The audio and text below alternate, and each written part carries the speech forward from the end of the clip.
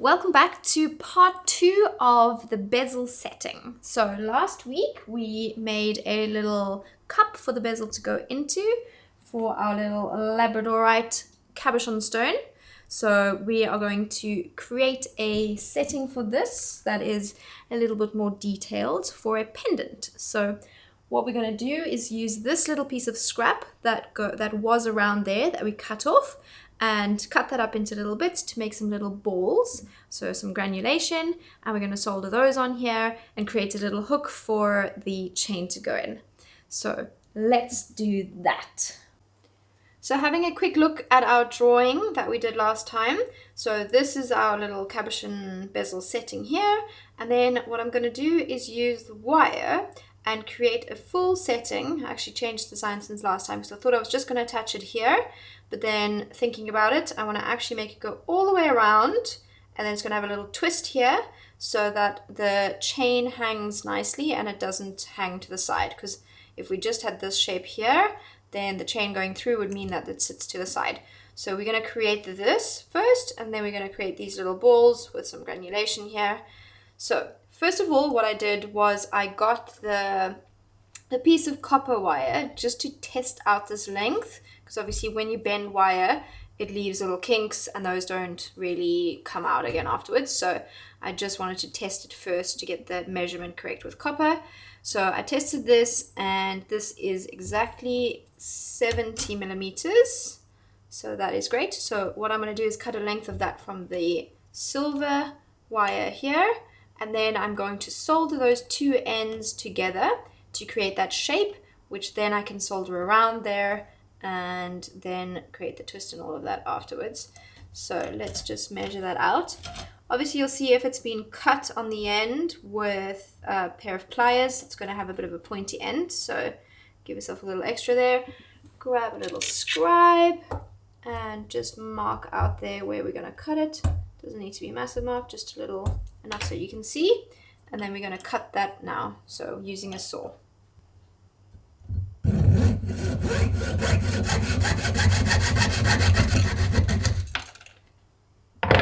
Easy peasy. So I could use some pliers to do that, but it just already gives us a nice starting point of a little bit more of a flatter edge. So what we want to do is file those two ends and get them to meet. But first of all, I'm going to wrap it so that those two ends meet a little bit more, so I can see exactly what angle I need to work with. So I'm basically making a really big fat ring right now. So let's grab our mandrel, and I'm just going to attach it here to my desk. Make it nice and tight. Wow. And then grab a mallet, and I'm just going to follow the shape that it's already doing. So it's already going that way. And then I'm just going to tap that around. And you can switch that over and do this side. And that's pretty good. Okay, so we just want to be able to see those two ends joining. Obviously we're going to change the shape later. We just need those two ends to join for now. So let's go and file those two. Okay, so a little tip: if you're right-handed, push this side to your left so you have access to that. Other way around if you're left-handed. So you see that pointy angle there? We want to get all of that off. So we're going to go work that down. Work that down. Now when we position this down, just make sure that your fingers are pushing up nice and tight against your bench peg. Angle this the way you want it to angle. So same as the ring tutorial that I did.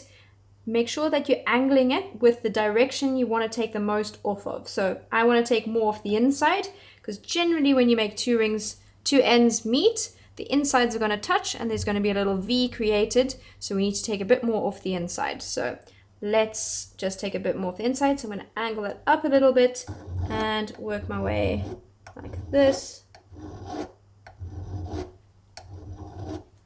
Okay, lovely. So I'm happy with that. Let's do the other side.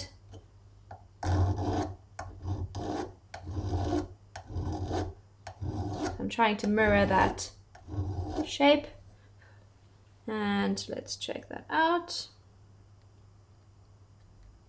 Lovely. Okay, obviously if you're just starting, don't feel bad. It's going to take you a little longer to get the hang of it, but it's quite a thin wire, so that was quite quick. But if it takes you longer, that's totally fine. Don't feel bad. Okay, perfect. So that's a nice snug join. So we're ready to go and solder that.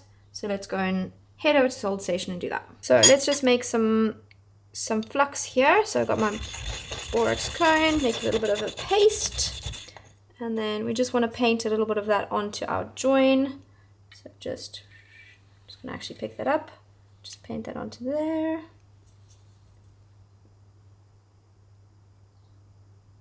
You don't want to put too much on. Sometimes the brush has got a lot on. Just take a little bit off. Okay, and then we are going to grab a piece of solder. So we want to get a medium-sized sort of piece like that, and then position it just across that join, touching your ring. I mean, it's a ring right now, won't be a ring for much longer. So like that. And then I'm going to grab the torch, turn that on, and grab my probe, my right hand, gently heat it up from a distance, and watch that solder bubble. Make sure your solder doesn't flick out of the way. And then once it's gone to the sticky stage, I'm just going to bring that a bit closer and heat up both sides evenly. And focusing there on that join. Any second, there we go. So that's it. And I'm just going to quench that and chuck it in the pickle. Don't know why I always say pickle with a high-pitched voice, but I do.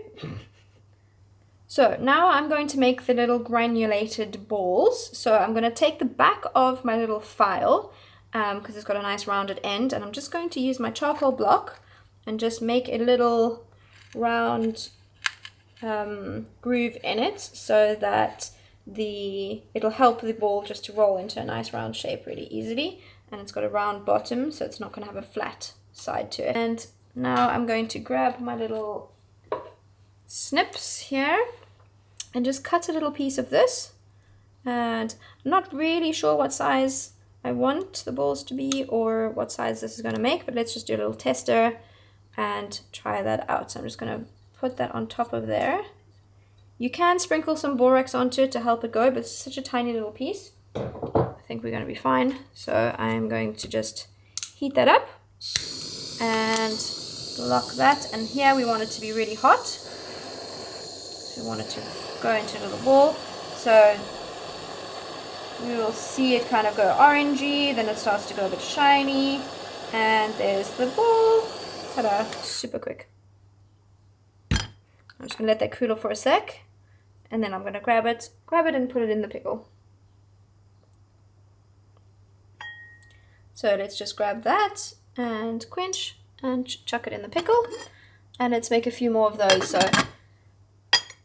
obviously this is hot, so anything that's on here I don't want to pick that up by hand. Just going to put that on there, and let me try and cut another piece that looks the same for now. So something like that. Looks pretty much the same. Yep. Perfect. So let's just move one of those out of the way and do one at a time. And it goes so fast. So that's how, whoop. Beautiful.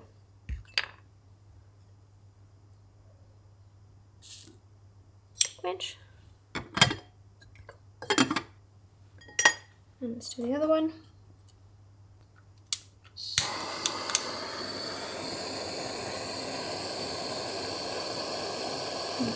Heat that up.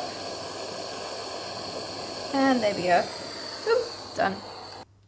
So here we are. I just took them out of the pickle just to check them for size. So I've got one that's a bit bigger in the middle and then two small ones on either side.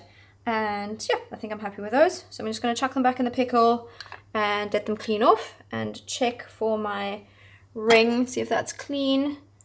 As you can see here, there's a little blob of excess solder. So I'm just going to file that off with my half round needle file. So using the flat side on the outside and then the curved side on the inside.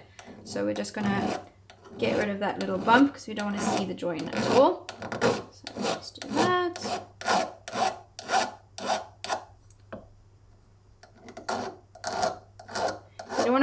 file anywhere where the solder isn't, because you're just going to leave extra marks for you to clean up later with a sandpaper. So just that's it. This is why you use as little solder as you can. So you don't want to have a huge big blob there. So just a little bit is normal, but you don't want to be filing here forever.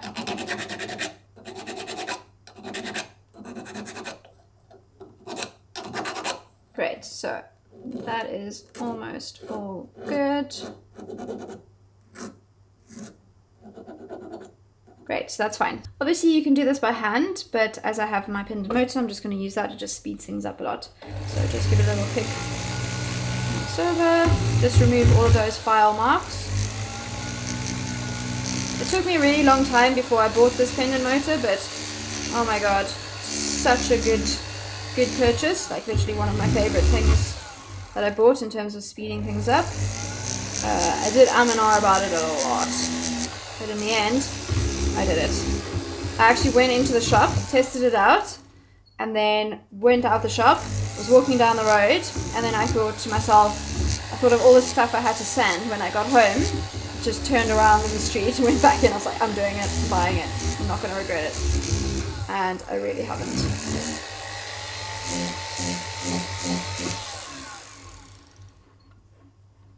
So you can obviously put lots of things on the end and make use of it in lots of different ways, but sanding is a real time-consuming thing.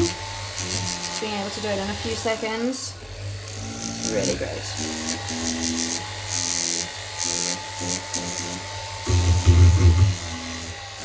Great, done. Okay, so this is the shape we have now. I'm going to use this pen or this pen, I'm not quite sure which one's going to work better, as a thing that I can bend it around. So I'm actually going to put the joint on the top because then I don't need to put any heat there to risk that coming open. So I'm going to try and bend this around here just by hand. Obviously this has been heated up, so it should be doable. If it's not, then you could put it on a small mandrel and go with that. So I'm just going to bend it, bend it, bend it, bend it, bend it, bend it, and kind of form and shape that as I go. See how that sits here in the bottom. Yeah, that's looking good already. That's, to be honest, quite a nice shape in itself. But I do want to have my little twist in the top because I want to have the chain hanging through sideways. So to do that, I'm going to use a pair of pliers. I'm going to use some round nose pliers to start off with. And I'm going to put them in that point at the top there. And then I'm going to twist that. Twist, twist, twist. Twist, twist, twist. Without squeezing too hard, because obviously you're going to misshape the metal. I just want to twist that around, and then I'm going to grab some flat pliers, and then I'm going to just kind of shape that a bit better and create that little twist on the top there. Right, so I'm just going to put this on the end of my small mandrel and just try and shape that a bit better. So obviously it's not quite the shape you want yet, but we just need to work it a bit. Work it, work it, work it.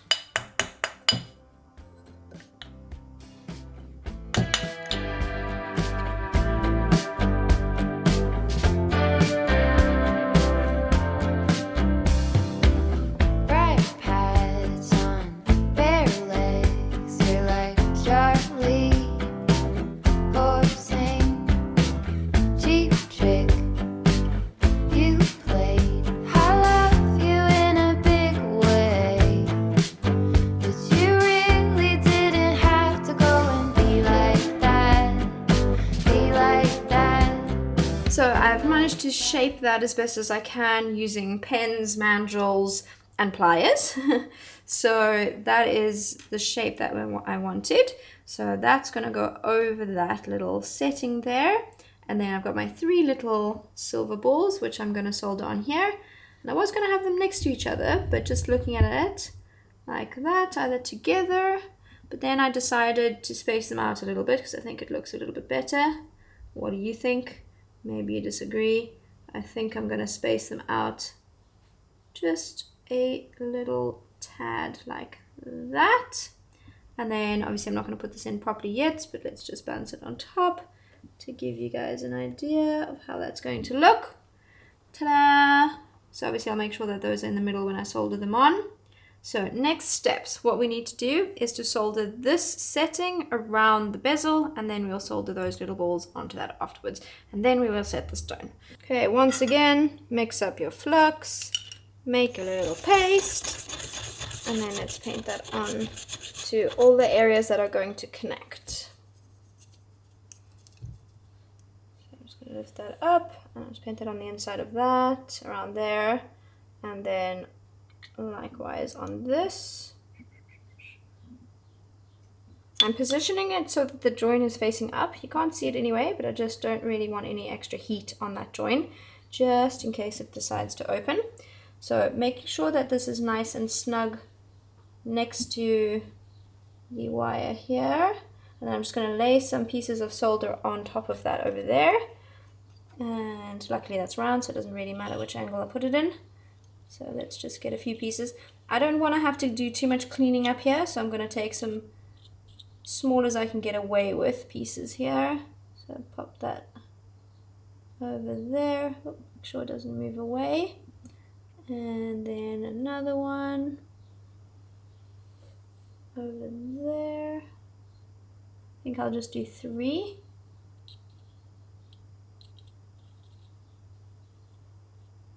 Pick up these tiny little guys. Okay, fab. Obviously I'm going to have my probe so I can rearrange if needs be.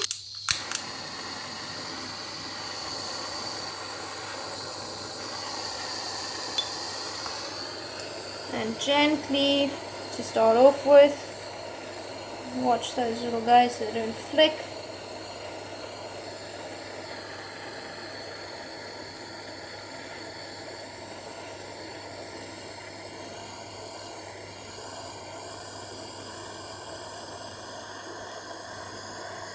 And as soon as it goes, we want to take the heat off. I'm trying to focus most of my heat onto the wire and not the bezel. And there we go. I think that went. Quench and pickle. Okay, so I'm going to position this on here. So I've got this held in my reverse tweezers, and I'm holding it underneath the bezel cup because obviously the bezel cup is very, very delicate, and if I were to put any heat on that, I would totally mess that up. So I've got some flux on there, and I'm going to just put a piece of solder over there. But first I'm going to just give that a little rub over there. I'm going to have to do them one at a time because obviously I can't put them at an angle, they're going to roll off. So I'm just doing the first one and lining that up nicely with there, with the where the chain's going to go through. So I'm going to grab a piece of solder here. Obviously we're not going to see this and it might run, so I'm going to actually be quite generous and get a biggish piece just to make sure that that does attach. Okay, so we have that, and that looks in line. And now I'm going to grab my little ball. I'm going to put that on top. Sorry for my hand in front. And I'm going to take my other reverse tweezer, and I'm going to just rest that very gently on top like that. That looks like it's in the middle. And now I'm going to heat that up nice and gently. And also this reverse tweezer underneath there is holding the bezel cup down just in case the solder joint opens and then closes. So we've got some pressure between there. Let's just make sure we heat up just that bit and stop as soon as it goes. Can't actually see, oh there it is, a piece of solder. So the tip of your blue frame is the hottest point. So when it's ready to go, there we go. Bob's your uncle, Nancy's your aunt. Got it. Okay, so let's get that off there. Ooh, unstick. And let's grab this out of here. Got to quench that, clean that, and same thing again for the other two. So you want to clean it in between, because if you don't, the piece is going to be dirty and the solder won't flow. So let's give that a few minutes in there, and we'll set up the next one. Okay, that came out nice and clean. Let's do this one on this side here. Again, bit of flux. Not too much, let's not go ham. And I'm going to angle this now so that that ball sits nice and flat over there. And I'm going to put some flux on this guy. So tiny. So teeny tiny. And then I'm going to put that down a sec. Grab a piece of solder. Nice biggish piece again. Not quite as big as the previous one. Put that over there. Grab this. Put it on top here. And I'm going to put that on top of there.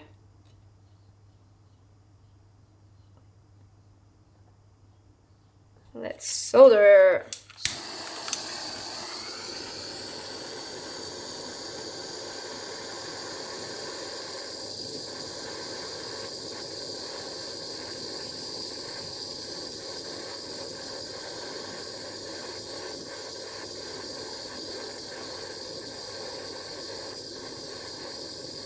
I just need to make sure that that whole area I'm soldering is a nice hot temperature and the same. Right, next one done. Eesh, let go. Flux always gets a bit sticky, so just grab that off there. Quench, pickle, and we'll be back again.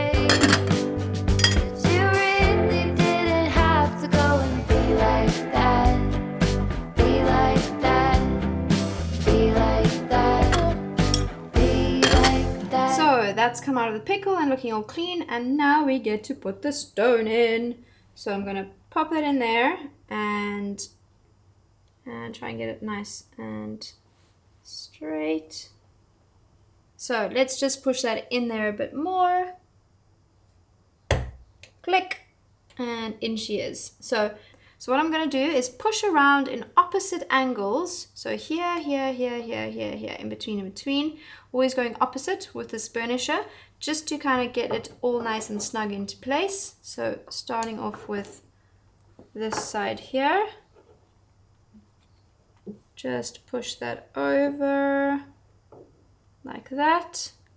And then on the other side, as you can see here, it's quite snug and close to these balls, but I have just enough space over here to push. So push that over, and then opposite here, pushing that over, and then here, and we're just going to work our way all the way around. The reason you do this is so that you don't suddenly end up with a big lump or bunch of the metal in one place. Pushing that in. So I can use the tip of this to just get over there and push that down. It's kind of like if you have ever done a canvas. So you know you always need to tighten it from opposite ends first. And work your way around, round, round, round, round, round. So once you've done enough of them, then you can just go around and just push all of those sides down. I kind of hold my thumb close to my stone so that if I do slip like I just did, then I can protect the stone.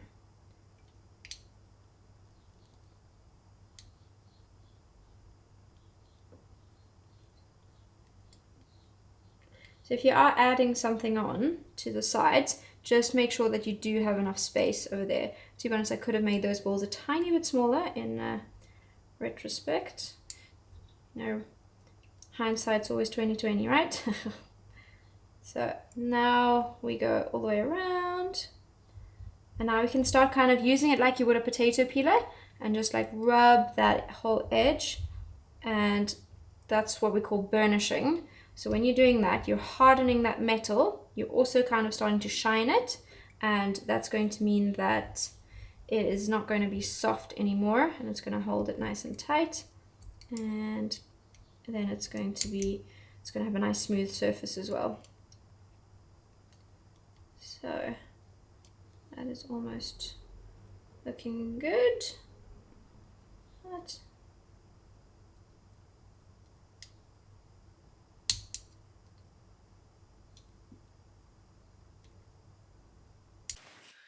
So now that that's all in and secure, you can give it a nice little clean with some sandpaper or some steel wool, depending on how many scratches you've got or anything you want to, you know, fix up before you give it its final polish. So just give it a little rub with some of this sandpaper, but then I'm just going to give it a little rub with some steel wool. And it's easier to get into all those nooks and crannies with steel wool, so you can give it a nice little work with that and just bring out that nice shine. And then I'll put it onto a chain and show you how that looks in the end. Yay! So always when silver comes out of the pickle, it's going to have this like white kind of finish on it, but then just give it a little rub with some steel wool and it gets nice and shiny. So I'm just going to give it all a little rub over. Obviously you can spend a while doing this, going into all the little grooves and everything, depending on how complicated yours is, if you decide to add these little balls. If you do decide to add these little balls, really most important is to allow yourself a space over there, so don't let them overlap that section there. But yeah, just give it a little rub.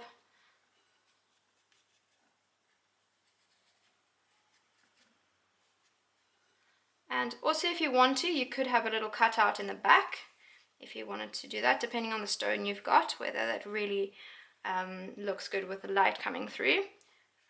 But let's just do this with this one and show you how this looks. So I'm just busy polishing this, and I just see a comment on the previous video with the necklace from Maz K asking about different solder joins and making a more complex piece. So just while I'm soldering this, while I'm busy sanding this, I thought I'd talk about that a little bit. So the main thing with having different joins is using different kinds of solder. So you have easy, medium and hard solder. So you want to use the hard solder first because that has a higher melting point than the medium, which has a higher melting point than easy. So you would work your way up to using easy on the last solder joins, because that solder will flow sooner than the other one opens again, because that's always the problem, is having your previous solder joints opening up while you're soldering the next ones. So also try and localize the heat in the area that you are soldering. For example, this one, I had my join over here, and I used hard for all of them, but I always tried to localize the heat where I was soldering. But it depends on the piece. Like if it's a bangle and you need to heat up the whole thing, then you can't really do that. But the difference between the different solders is that the hard has the closest look to sterling silver, so that's going to leave less marks, less color, so the zinc isn't going to come out of that in your piece later down the line. So easy, the color will show a little bit more, but in terms of having lots of different joins, that's the way forward. So I hope that answers your question, Maz. Thanks for the comment. And I think I am pretty much done with that. So there it is. Ta-da! So I'm going to put that on a chain and show you how that looks. Ta-da! So there it is. So I'll put that on and show you what it looks like. So I don't really use stones in my work, to be honest, very much, but it's always quite fun doing something out of your normal style of jewelry. But there we have it. What do you guys think? Let me know in the comments. And I hope you enjoyed this video and learned some skills along the way. It was definitely a little bit more complicated than a beginner, but I hope you found it helpful and got a lot of insights. You could really just stop simply with the bezel and solder a little jump ring on the top, make it work for you. So as always, the content on YouTube is completely free, but if you did find a lot of value in it and you're like, oh my God, that was so helpful, thank you so much, and you want to chuck me over a $1 or $2, there's a little heart button which you can donate whatever you feel drawn to. But if not, totally fine. Happy to have you here, and I look forward to sharing another video next week with you guys. See you all soon. Have a beautiful one. Bye.